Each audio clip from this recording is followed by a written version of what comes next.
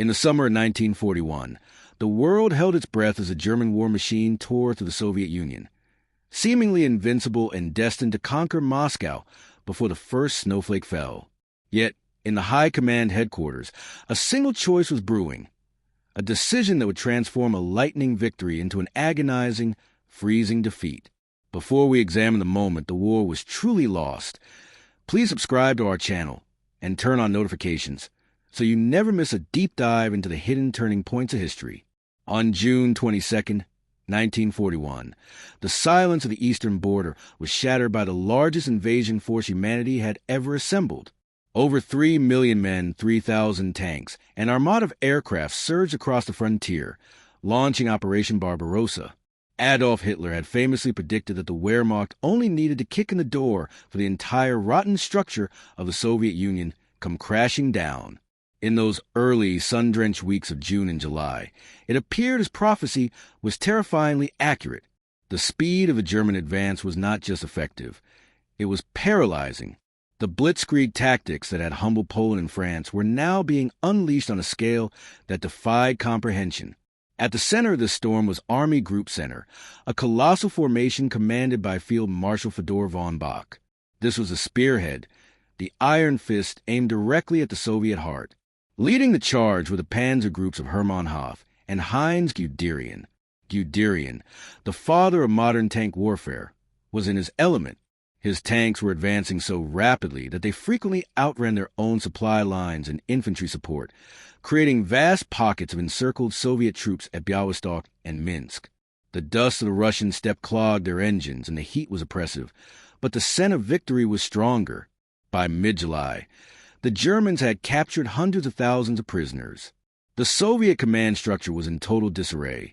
Stalin had retreated to his dacha in a catatonic state, unable to comprehend the magnitude of the disaster unfolding across his western borders.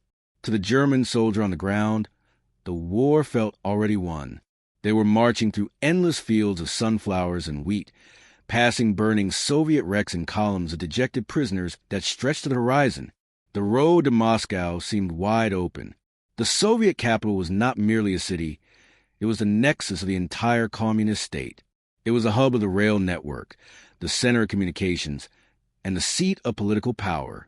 Military logic, the kind taught in the Prussian war academies for a century, dictated a single course of action: strike the head, destroy the enemy's center of gravity. If Moscow fell, the Soviet Union would likely fragment, decapitated and unable to coordinate a defense of its vast territories. By late July, Army Group Center had reached Smolensk, a critical gateway city on the road to the capital. They were 2/3 of the way to their objective.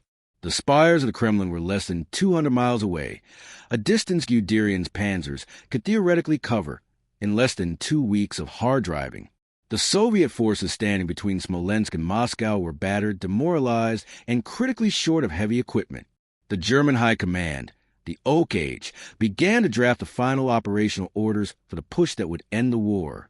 General Franz Halder, the chief of the General Staff, and Field Marshal von Brauchitsch believed it was just a matter of logistics. They needed to pause briefly, refuel, bring up the infantry, and then deliver the knockout blow.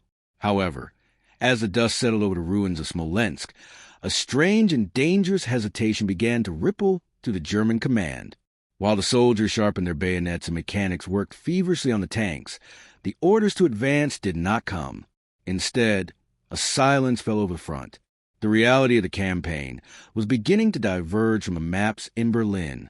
The German flanks were lagging. Army Group North was bogged down in the forests approaching Leningrad, and Army Group South was fighting hard for every inch of Ukrainian soil. The German front line was beginning to resemble a massive bulge, with Army Group Center protruding dangerously far ahead of its neighbors. This operational reality collided with the ideological and economic obsessions of Adolf Hitler. While his generals looked at maps and saw enemy armies and strategic capitals, Hitler looked at maps and saw resources. He saw the grain of Ukraine that would feed his empire. He saw the coal of the Donetsk basin that would power his factories. And ultimately, he saw the oil of the Caucasus that would fuel his war machine.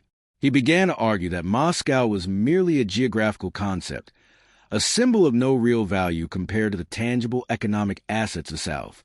He worried about the exposed flanks of Army Group Center, fearing that Soviet forces in the Pripyat marshes and near Kiev could strike the side of his advancing army. The pause at Smolensk dragged on from days into weeks. The momentum of the blitzkrieg, which relied entirely on speed and shock, was dissipating. The Soviet resistance, initially chaotic, was beginning to stiffen. New divisions were appearing on the line, men mobilized from the depths of the Russian interior. The German generals watched with growing alarm as the summer days began to shorten. They knew something the dictator seemed to ignore. In Russia, time was the only enemy you could not defeat. Every day the panzers sat idle was a victory for the Red Army. The professional military leadership was united in their belief that they must strike Moscow immediately. They were about to find themselves locked in a battle of wills that would prove far more decisive than any tank engagement. The stage was set for a confrontation that would determine the fate of the world, not on the battlefield, but in a conference room, deep in the forests of East Prussia, inside the concrete reinforced bunkers of the Wolf's Lair. A psychological battle was unfolding that would prove more lethal to the German army than any Soviet division.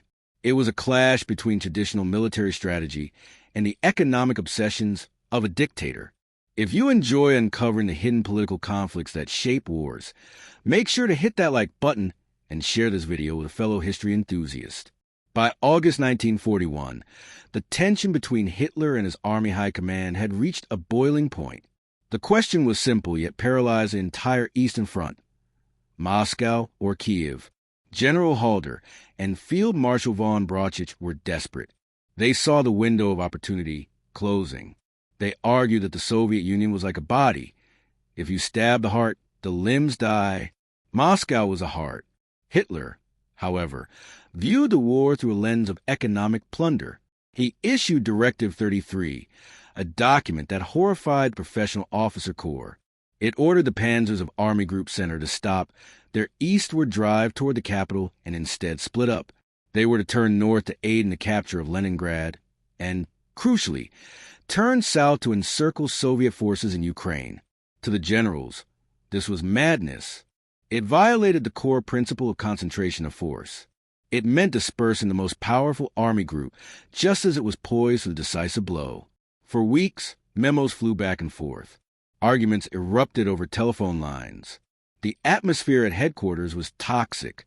Halder wrote in his diary about the constant interference and the lunacy of the leadership, but writing in a diary would not save the campaign. Someone had to go to the Wolf's Lair. Someone had to look Hitler in the eye and convince him that diverting the panzers south was a catastrophic mistake. The High Command chose Heinz Guderian for the suicide mission of persuasion. Guderian was the perfect candidate. He was aggressive, charismatic, and commanded the respect of the troops. More importantly, Hitler had a grudging respect for the panzer general's expertise. On August 23rd, Guderian arrived at the Wolf's Lair. He was armed with statistics, logistical reports, and the desperate pleas of the frontline commanders. He intended to lay out the hard truth. The tanks were weary, the engines were overdue for replacement, and they had enough fuel for one great push, the push to Moscow. A diversion to Kiev would add hundreds of miles to their odometers, miles they simply did not have the spare parts to support. However, upon arrival, Guderian found he had been set up. Field Marshal von Brauchitsch, the commander-in-chief of the army, had suddenly fallen ill. He was not there to support his subordinate. Guderian was walking into the lion's den alone. When the conference began, Guderian made his case with passion. He spoke of the soldiers' morale, their expectation of marching on the capital. He explained that capturing Moscow would paralyze the Soviet transportation network, making it impossible for Stalin to move reinforcements to the south or north. He argued that taking the capital would likely cause the collapse of the Soviet political system. Hitler listened. He did not scream. He did not rage. Instead, he employed a tactic far more disarming. He lectured. He walked the situation map and, with an air of absolute certainty, dismantled Guderian's traditional military arguments. He spoke of the millions of tons of wheat in Ukraine that Germany needed to survive a long war. He spoke of the coal and iron. He spoke of the necessity of destroying the Soviet armies on the flank to ensure the safety of the rear. He called the generals ossified minds who understood nothing of war economics. He dazzled the room with figures and production statistics, many of which were exaggerated or entirely fabricated. But in that sealed room, they sounded like irrefutable facts. The psychological pressure was immense.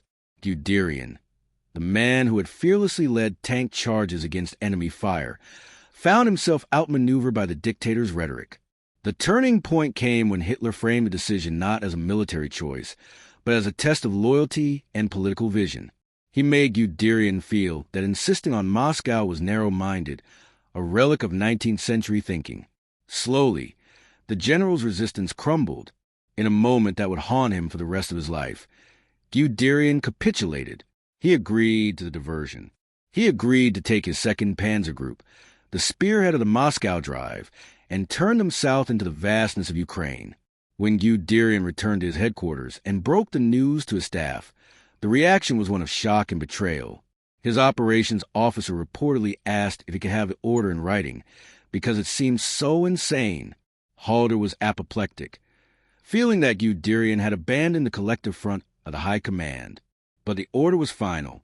The engines of thousands of tanks roared to life, but they did not rumble east toward the Kremlin. They swung 90 degrees to the right, heading south, away from the enemy capital and into the deep Russian interior. This maneuver, known as the Lotson decision, was a tactical masterstroke. As Guderian drove south and General Kleist's Panzer Group drove north from the southern front, they began to trace a circle of steel around the Soviet armies near Kiev. It was a trap of unprecedented size. Stalin, mirroring Hitler's stubbornness, refused to allow his generals to retreat from Kiev, ordering them to stand and fight. He was feeding hundreds of thousands of men into the jaws of the German pincers. The stage was set for a victory so massive it would blind the Germans to the disaster awaiting them. They were about to win the battle of the century, but in doing so, they were spending the only currency they could not replenish: time. The trap snapped shut in September 1941, creating a cauldron of destruction that history had never witnessed before and likely never will again. The scale of the German victory at Kiev was so overwhelming that it seemed to validate every economic argument Hitler had made, blinding the entire command structure to the doom gathering on the horizon. Before we witness the catastrophic cost of this victory, click that subscribe button to join our community of historians and analysts. As Guderian's panzers linked up with Kleist's forces at Lachvitsia, they sealed the fate of the Soviet southwestern front. Inside the pocket were nearly the entirety of the Soviet armies in Ukraine. The fighting was brutal and desperate, but the result was a foregone conclusion. By the time the guns fell silent in late September, the numbers were staggering. The Germans captured over 665,000 Soviet prisoners. They seized or destroyed nearly 3,000 tanks and 4,000 artillery pieces. It was, numerically speaking, the greatest battle in the history of human warfare. Berlin erupted in celebration. Propaganda newsreels showed endless columns of Soviet prisoners, a sea of humanity tramping into captivity, reinforcing the narrative of the Untermensch and the invincibility of the Aryan soldier. Hitler was ecstatic. He proclaimed it the greatest battle in the history of the world. To him, this was proof that his genius surpassed the dusty, old-fashioned logic of his generals. He had secured the breadbasket of Ukraine. He had destroyed a massive portion of the Red Army, and he had cleared the southern flank. The economic war was being won, but amidst the champagne toasts and the triumphant headlines, the professional soldiers on the ground were checking their calendars with growing dread. It was now late September. The diversion to Kiev had consumed a vital month of the campaign. The summer was gone. The crisp autumn air was already turning cold at night. The leaves were turning brown.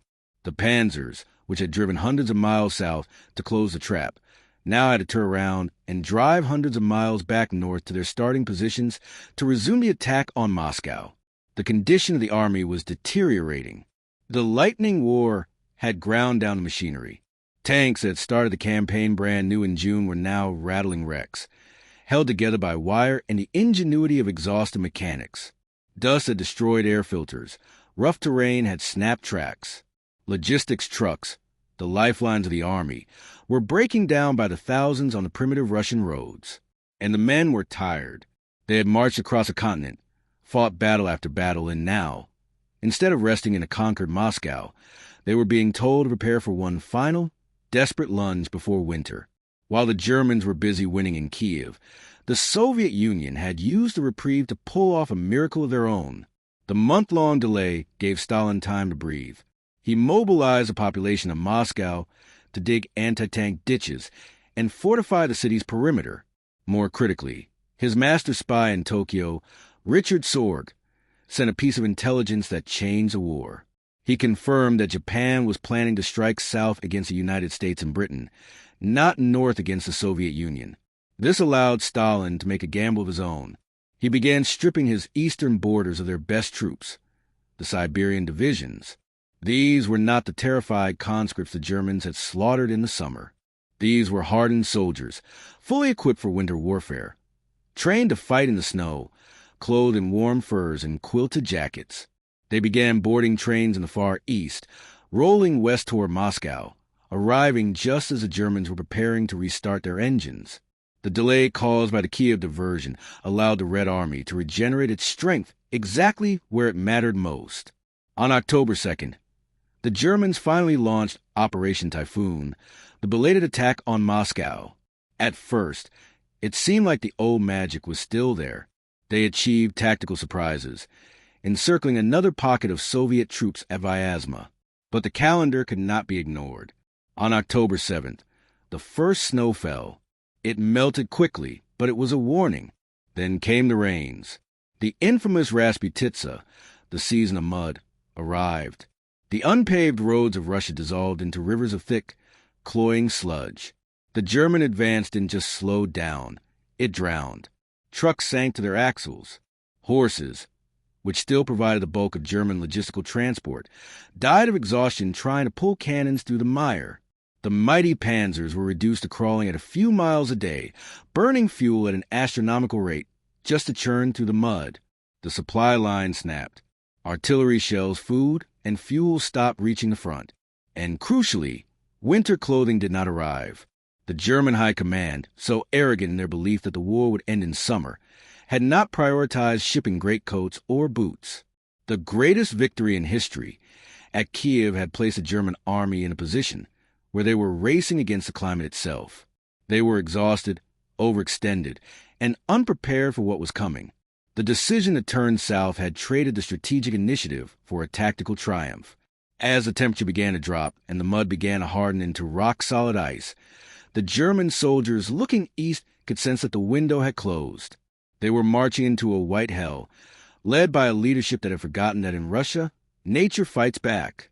The final act of this tragedy played out in the frozen wastelands just outside Moscow, where the pride of the German army froze to death within sight of their objective. It serves as a grim reminder that hubris is the most fatal flaw of any commander. If you want to understand how the mighty truly fall, this is a conclusion you've been waiting for. Don't forget to subscribe as we break down the end of the German offensive. By November 1941, the mud had frozen solid.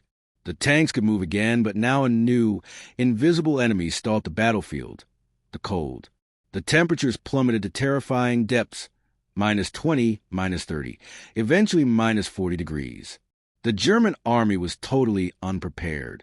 Soldiers stuffed newspapers into their denim combat jackets to try and keep warm. They stole boots from dead Russians because their own hobnailed boots conducted the freezing cold straight into their feet, causing gangrene and widespread frostbite. Weapons jammed as the oil inside them turned into a glue-like paste. To start a tank engine, crews had to light fires under the chassis, risking the entire vehicle just to get the pistons moving. Despite the horrific conditions, the order from Berlin remained the same: attack, attack, attack. Driven by the fear of Hitler and their own desperation to find shelter in the city, the German spearheads pushed forward. By early December, a reconnaissance unit from the 2nd Panzer Division reached the town of Khimki. It was the high water mark of the Wehrmacht. Through the swirling snow and the gray winter light, the officers raised their binoculars and saw something that stopped their hearts: the golden domes of the Kremlin, glinting in the distance. They were less than 20 miles away. They were close enough to see the spires, but they had no power left to reach them. They were a ghost army. The regiments were down to a fraction of their strength. There was no fuel. There was no ammunition. The men were catatonic from cold and exhaustion. And then on December 5th, the reality of the August decision came crashing down. Guderian, the man who had pleaded to attack Moscow in the summer, sat in a freezing hut and wrote a report admitting total failure. "The offensive on Moscow has failed," he wrote. "We underestimated the enemy's strength, his size, and his climate." The very next day, December 6th, the Soviet trap sprung. The fresh Siberian divisions that Stalin had brought west, forces that might have been destroyed or disorganized had the Germans attacked in August, slammed into the freezing German lines. They were supported by T-34 tanks, which had wide tracks designed to glide over the snow, and troops dressed in white camouflage who appeared like phantoms out of the blizzard. The German lines, stretched to the breaking point, shattered. For the first time since the war began, the Wehrmacht did not just retreat. It routed. Panic set in. Equipment was abandoned. The invincible Aryan conquerors were reduced to a fleeing rabble, limping back through the snow, terrified of being cut off. Hitler, enraged by the collapse, refused to allow a general retreat, issuing his famous Stand Fast order. While this arguably prevented a total disintegration of the front, it condemned hundreds of thousands of men to death by freezing and Soviet encirclement. The strategic consequences were absolute. The Battle of Moscow was the end of Operation Barbarossa and the end of the concept of blitzkrieg in the East. Germany had banked everything on a quick victory. By failing to take Moscow in 1941, they were forced into a long war of attrition, a war they could not possibly win against the combined industrial might of the Soviet Union, the British Empire, and soon the United States. The resources of the Ukraine, which Hitler had prized so highly, proved useless when his armies were being bled dry in the snow. In the aftermath, the command structure that had conquered Europe was dismantled. Hitler fired von Brauchitsch and took personal command of the army. He dismissed Guderian, Hopner, and von Bock. He purged the general staff, surrounding himself with yes-men who would never again challenge his economic intuition. The professional relationship between the dictator and his military experts was broken forever, replaced by fear and micromanagement that would lead to further disasters at Stalingrad and Kursk. History looks back at the decision of August 1941 as a pivotal moment. It was a decision that turned victory into certain defeat. If the panzers had kept going in August, when the weather was warm and the Red Army was reeling, Moscow might have fallen. The loss of the rail hub might have crippled the Soviet war effort. But the allure of a tactical victory in Kiev, driven by arrogance and greed, distracted the leadership from the strategic goal. The German soldiers who died in the snowdrifts of 1941 were not defeated by the Russians alone. They were defeated by a map in a bunker hundreds of miles away, where a decision was made to turn right instead of going straight. It serves as an eternal lesson in leadership. When you lose sight of your primary objective to chase a secondary prize, you risk losing everything. The road to Berlin's destruction did not begin at the gates of Moscow. It began the moment the tanks turned away from it.